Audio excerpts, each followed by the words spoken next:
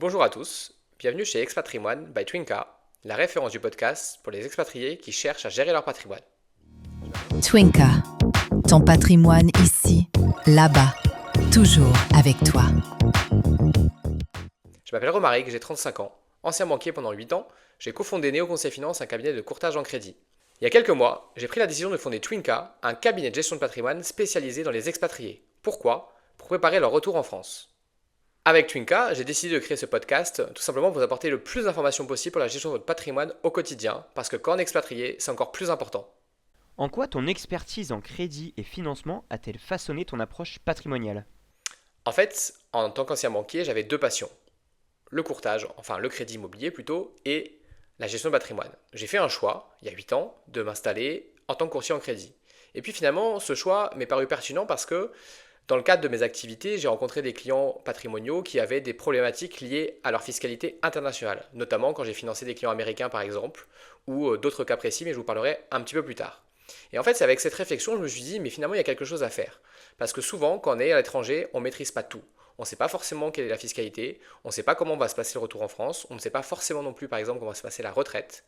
Et du coup, je me suis dit, bah ok, le financement immobilier c'est bien, mais ça me permet d'apporter une touche supplémentaire. Et en plus, cette expertise de crédit va pouvoir aussi m'aider pour préparer les projets de mes clients quand ils voudront rentrer en France. Pourquoi avoir lancé Twinka, un cabinet de gestion de patrimoine dédié aux expatriés? Alors en fait, le constat était assez simple. Déjà parce que je travaille avec des gestionnaires de patrimoine qui s'occupent de mes clients en France et ça se passe très bien. J'ai notamment deux personnes avec qui je travaille de manière très régulière. Et je me suis dit surtout, mais en fait, il faut s'attacher à quelque chose dont on n'a pas l'habitude de travailler. En fait, c'est toujours un petit peu la clé, c'est d'aller chercher de l'expertise supplémentaire. Et en fait, la vraie question s'est posée quand des amis à moi qui vivent au Canada se sont posés cette question de me dire, mais Romaric, en fait, on voudrait rentrer en France à un moment donné, comment ça va se passer? Qu'est-ce que je vais faire de ma retraite? Qu'est-ce que je vais faire de bien que j'ai acheté là-bas? Comment je vais être fiscalisé? Et surtout, comment préparer ce retour? Ça se prépare forcément parce que si je pars de l'étranger et que je quitte un emploi, je vais devoir aussi préparer et anticiper cela. Et tout ça, il faut être accompagné. Et c'est là que finalement m'est venue cette idée de gestion de patrimoine spécialisée pour les expatriés. Parce que c'est quelque chose qui n'existe pas beaucoup, il y a très peu de cabinets qui s'occupent de ça aujourd'hui, parce que c'est complexe, il s'agit de maîtriser une fiscalité internationale, des conventions fiscales, et forcément tout le monde n'a pas envie de le faire. Ta double expertise en financement et en stratégie patrimoniale, en quoi te permet-elle d'accompagner tes clients mieux qu'une banque classique? En fait, pour moi, le point d'orgue entre les deux, c'est justement les projets. Accompagner un client dans son financement immobilier, c'est l'accompagner dans un projet de vie que très souvent il va réaliser une fois ou deux, mais pas forcément énormément.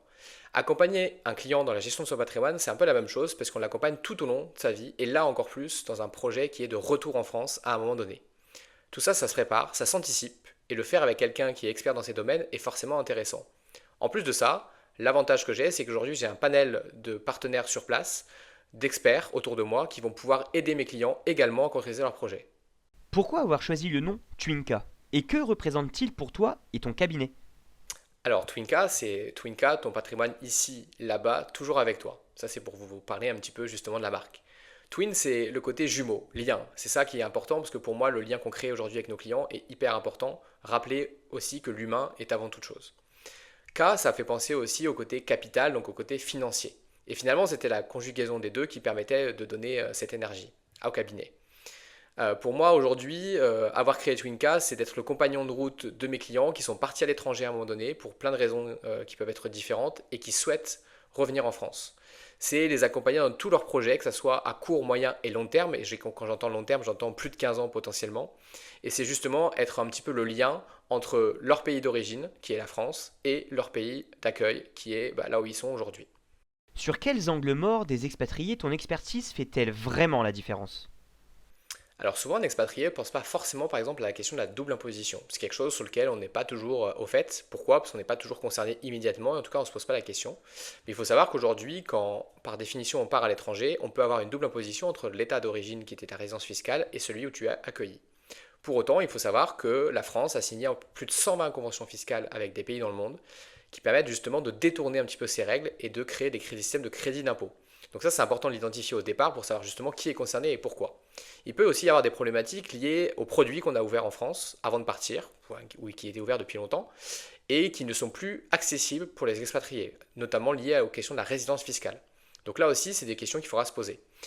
Une question aussi d'ouverture de nouveaux produits. Par exemple, je suis à l'étranger, je me dis tiens, je pourrais peut-être ouvrir tel ou tel produit français. En fait, en réalité, on ne peut pas le faire. Donc c'est aussi la perte par exemple des droits sociaux. Je pense à l'assurance santé, je pense aux droits retraite. Très souvent, les expatriés ne savent pas forcément comment ça se passe. Comment ça se passe une fois que je suis parti? Est-ce que j'ai une couverture partielle? Est-ce que ça va revenir automatiquement quand je vais revenir en France? Plein de sujets auxquels il faut penser. Et puis la retraite, c'est un sujet dont on parlera un petit peu après, mais également qui est un des enjeux pour les expatriés aujourd'hui. À distance, l'immobilier peut vite devenir un casse-tête. Comment Twinka accompagne les expatriés?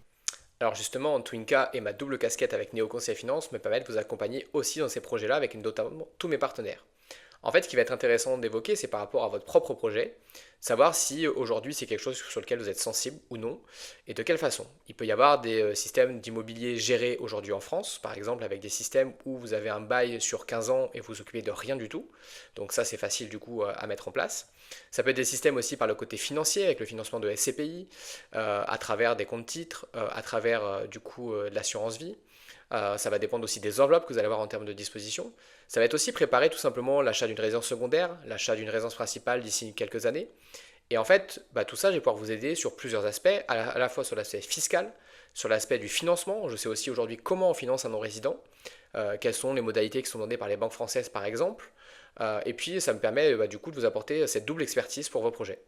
Quand on est expatrié, est-il vraiment plus difficile de préparer sa retraite? Alors justement, j'ai envie de répondre à ça en disant c'est aussi une fatalité pour certains Français qui se posent beaucoup de questions à ce sujet. Et finalement, les expatriés ne sont pas épargnés par rapport à ça. Déjà, le premier point qu'il faut savoir, c'est que dans le cadre de la convention fiscale qui est signée entre la France et certains pays, donc comme je le disais tout à l'heure, à peu près plus de 120 dans le monde, il faut savoir qu'il y a des accords sur les cumuls de droits à retraite. Autrement dit, quand vous travaillez à l'étranger, ça se cumule avec ce que vous avez travaillé en France. Je prends toujours l'exemple de certaines personnes que je connais, qui ont travaillé quelques années en France, qui sont partis travailler dans un autre pays et qui vont revenir à un moment donné en France. En fait, il faut savoir que les régimes de retraite là-dessus, il y a des accords. Et ce n'est pas forcément les mêmes systèmes de calcul, mais en tout cas, il y a des accords. Et là-dessus, on pourra aussi également vous aider à en parler. Quand on parle de retraite, il n'y a pas que le régime de retraite de base, classique qu'on connaît tous. Il y a aujourd'hui, on parle beaucoup d'ailleurs dans l'actualité française de la retraite par capitalisation, qui permet en fait de capitaliser finalement un capital que nous-mêmes on va placer pour pouvoir en fait espérer une rentabilité plus importante. Pourquoi? Parce qu'en fait on le voit bien aujourd'hui, la population qui vieillit, etc. nous fait que en fait on n'aura plus la même retraite que nos parents, que nos grands-parents. Et ça, c'est important d'avoir en tête, pas d'ailleurs que pour les expatriés, pour les Français aussi, de réfléchir à quelles solutions on peut mettre en place. Aujourd'hui, il existe plein de solutions, il n'y en a pas une qui est forcément plus adaptée que l'autre, ça dépend vraiment de votre projet, de votre situation, mais on pourrait évoquer l'assurance vie, on pourrait évoquer tout simplement les placements en bourse, on pourrait parler aussi du PER pour les Français. En fait, il y a plein de solutions qui existent, chacune est adaptée en fonction de sa situation perso. Peut-on te solliciter dès qu'on part à l'étranger ou seulement au moment de rentrer? Alors, tu peux m'appeler quand tu as ton billet de retour, je me ferai un plaisir de te répondre et t'accompagner au mieux possible. Pour autant, dans la gestion de patrimoine, l'important c'est d'anticiper les choses. D'ailleurs, c'est valable aussi pour un Français, pas que pour un expat, parce qu'en réalité, plus on anticipe, mieux on prépare les choses. L'avantage aussi d'anticiper, c'est d'anticiper sur le long terme et de prévoir des solutions qui vont te correspondre par rapport à ton projet de vie. Je prends toujours cet exemple-là, mais si aujourd'hui tu me dis je veux rentrer dans 5 ans, ok, on va mettre des solutions en place qui vont être adaptées à cette temporalité. Si par contre tu me dis mon idéal c'est plutôt de rentrer dans 10 à 15 ans, forcément on peut mettre d'autres solutions en place et d'essayer de préparer ça donc différemment. Donc en fait, il n'y a pas de meilleur moment. Le mieux c'est d'anticiper effectivement le plus possible. Pour autant, en fait on s'adaptera et ça sera mon rôle aussi de t'accompagner sur ça. Pour rendre ça concret, as-tu un exemple récent d'une situation que Twinka a débloquée?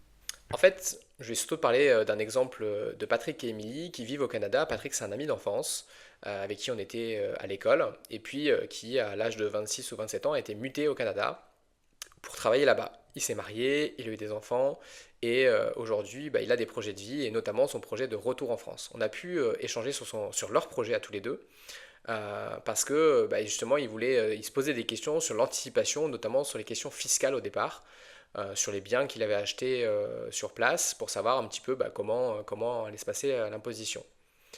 Et là, typiquement, dans cet exemple, Patrick et Émilie, ils ont un projet de retour en France globalement d'ici une quinzaine d'années. Ce projet, il faut le préparer.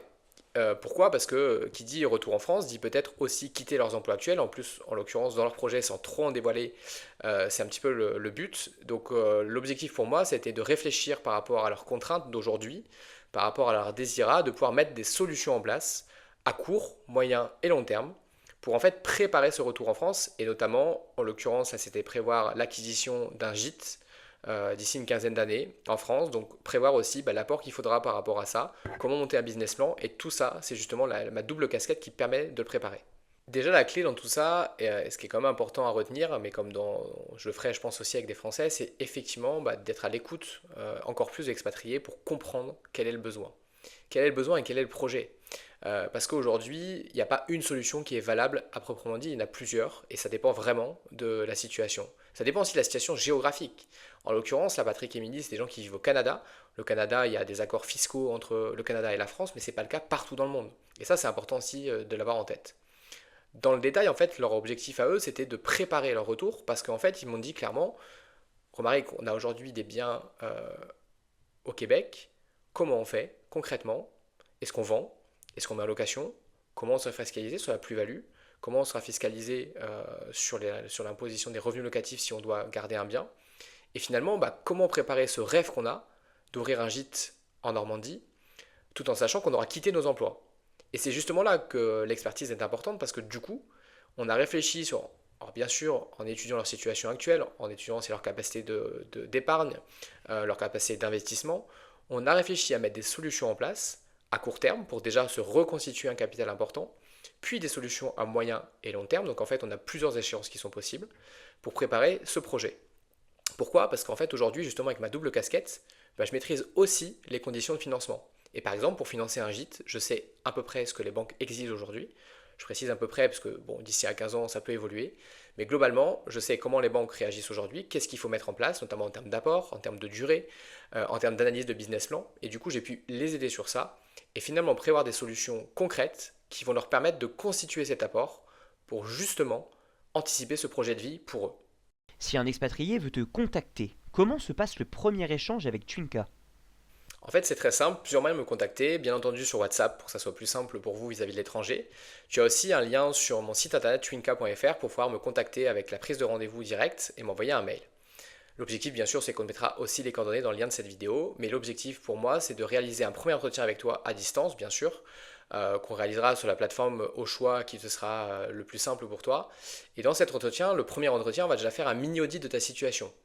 Globalement, essayer de faire un récapitulatif de ce qui est ta situation aujourd'hui, de ce qui va évoluer à un moment donné parce que tu as peut-être des choses dont tu as déjà connaissance, et finalement un petit peu quel est le lien dans tout ça, c'est-à-dire quel est ton projet à moyen terme.